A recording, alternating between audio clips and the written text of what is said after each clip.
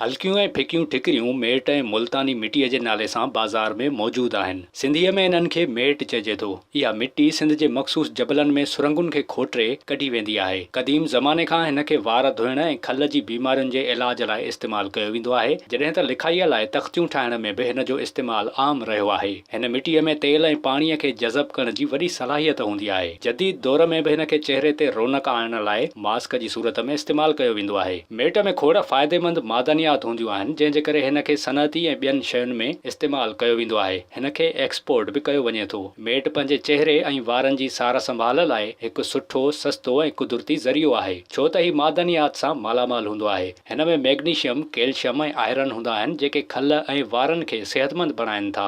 गर्मियुनि में ही खल खे थधो रखंदो आहे ऐं खल जो साड़ो ऐं सोज ख़तमु करण में मदद करे थो। वारनि मां ख़ुश्कीअ खे ख़तमु करण लाइ बि मेट फ़ाइदेमंद आहे ऐं हिन सां वारनि जी चमक बि वधी वेंदी आहे।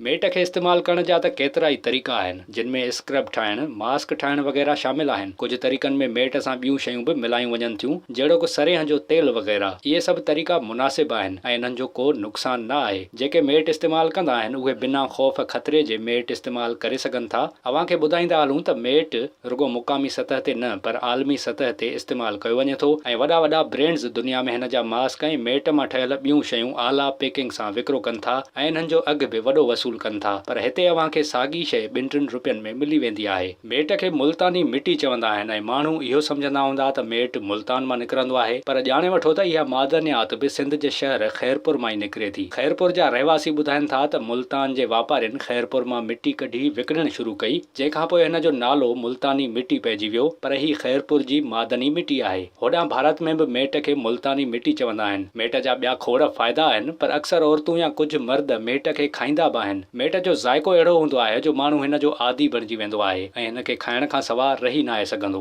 पर ॼाणे वठो त मेट खाइण सिहत लाइ को फ़ाइदेमंद न आहे। मेट बुनियादी तौर ते जिस्म जे ॿाहिरें हिसनि लाइ इस्तेमालु थींदो आहे, जीअं चहिरो, वार या खल। जेकॾहिं केरु मेट खाए थो त उन खे उल्टी, पेट में सूर ऐं कब्ज़ जा मसइला थी सघनि था। मेट में कॾहिं कॾहिं ॿियूं शयूं बि मिली सघनि थियूं, जेके सिहत लाइ नुक़सानकार हूंदियूं। जेकॾहिं केरु मेट खाए थो ऐं उन जो रद्द-ए-अमल ज़ाहिर थिए थो त खेसि फ़ौरी तिबी इमदाद वठणु घुर्जे। विज़िट कयो अवामी आवाज़ मीडिया ग्रुप जी वेबसाइट awamiawaz.pk